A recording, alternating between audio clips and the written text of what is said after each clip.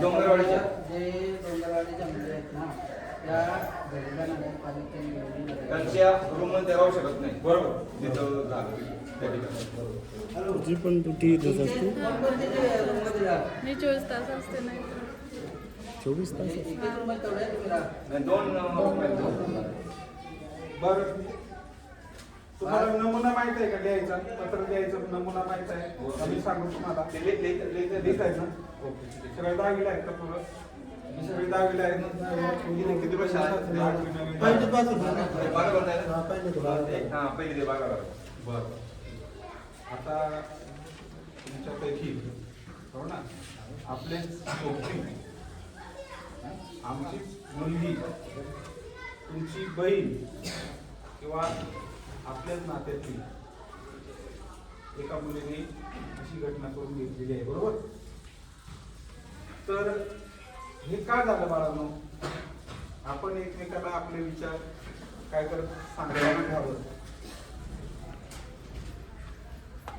काही असेल तरी ते आपल्या पालकांपर्यंत, आपल्या शिक्षकांपर्यंत, जाणकार व्यक्तीपर्यंत ते पोचायला पाहिजे.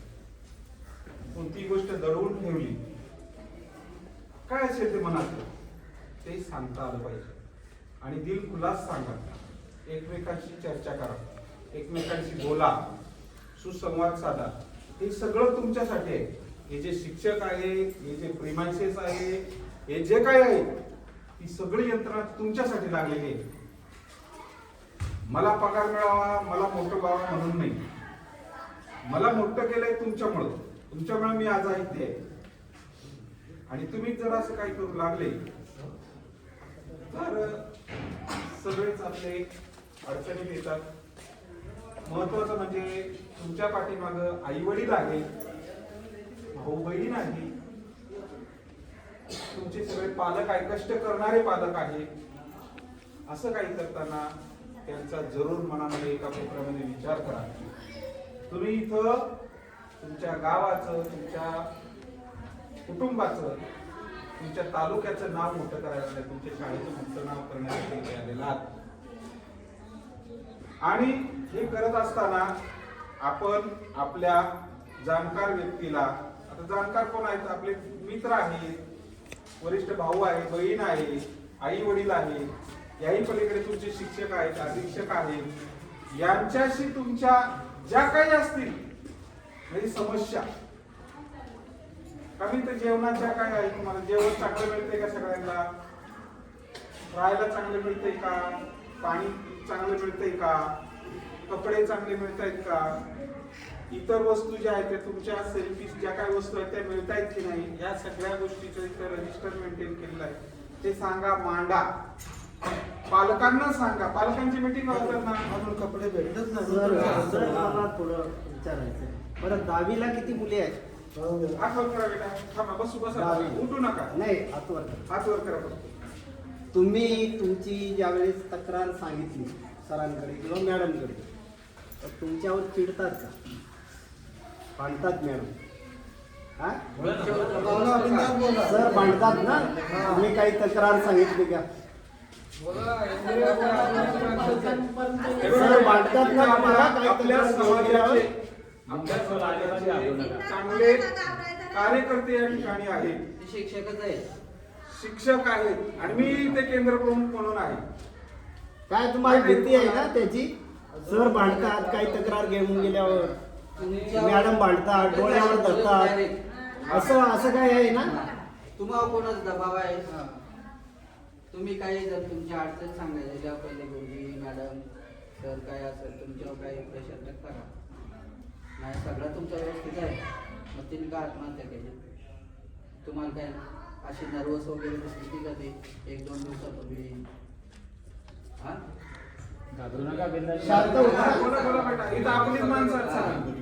2-3 दिवस झाले ती शांत होती ना? ती तुमचे जोडेल होती म्हणजे तुम्हाला माहित व्हाया.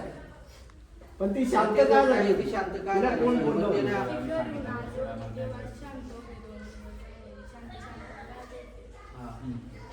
तुम्ही मग तिनं रात्रीच्या या केला असा तुम्ही म्हणजे आज वापरली जागा नव्हती सगळे झोपले का? सगळे झोपले होते. आणि मग नंतर कोणाला माहिती झालं direct? त्याने बघितला छोटी खिडकी होती त्याच्यातून हा. किती वाजता बघितलं बाळा सकाळी मग तिने असा जागेवर घेतला का काय लटकून घेतला अँगल आहे असा आणि म्हणजे वस्तू काय होती ओढणी तिचीच होती का पण तुमच्यावर दबाव आहे. तुम्हाला रात्री काय असा दबाव टाकला शिक्षक आहे मीटिंग घेऊन दहावीचे पूर्वी खास का तुम्ही असाच सांगा कोणी चौकशीला आल्या असाच बोला 100% सांगा मला सांगत ना नक्की कारण आज ते जो घडला आहे उद्या तुम्हाला प्रसंग येऊ शकतो म्हणजे ज्या असेल त्या डायरेक्ट सांगा आणि काही अडचण असल्या ना बिंदास आम्हाला सांगा आपुलीच माणसं ना. आता ते प्रकल्पाधी तुमची ओळख सांगा ना. तिथं होतं ना. सगळ्यांना तुमची ओळख सांगा ना. सगळ्यांनी सांगा. मग आंबेजवाडी जाऊ किनवले हायस्कूलला शिक्षक आहो आणि ठोंबरे सर विष्णुबुद्धा ठोंबरे माझं नाव आहे आणि मी अखिल भारतीय आदिवासी विकास परिषदेचा शहापूर तालुक्याचा अध्यक्ष आहे त्यामुळे तुमच्या ज्या काय अडचणी असतील ना आता हे सगळे अधिकारी वगैरे त्यांच्याशी आमची मिटिंग होत होती तुमचं शिक्षक सगळं होतं त्यांना डायरेक्ट सांगितलंय 24 तास तुम्ही राहा तुम्ही लक्ष ठेवा जर तुमचं कोणी शिक्षक मॅडम कोणी जरी 24 तास नसले ना तर बिनधास्त आम्हाला सांगा काही ते राहायचं नाही म्हणून जेवणाचा एक वेळेस विषय थोडासा बाजूला राहिला तर चालेल तुमचा 10वीचा शिकून झालाय का आता सगळा त्या दुःखामध्ये जास्त नाही बोलू शकत. बोलू शकत नाही ना. बरं ठीक आहे. तुम्ही ऐका ना आता माझी ओळख तुम्हाला सांगतो. याच्या पुढे या त्यांना विचारा किंवा तुम्ही जर याच्या मार्फत येऊन गेले नाही या घटनेच्या आधी. त्या राजकारणात सध्या. नाही पण पोरींच्या मनात जे आहे त्यांना जे दडपण आहे ते त्यांचं मनातलं निघत नाही का?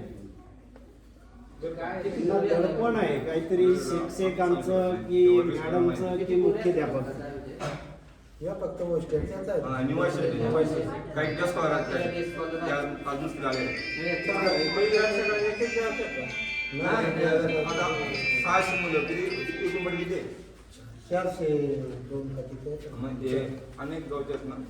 बरं बाळा तुम्ही लिहा तुमचा अर्ज वगैरे लिहा मी इथलाच आहे आंबोळ गावांचा हा केंद्र प्रमुख म्हणून मी ते आता काम करतोय कुठे न्यायालय.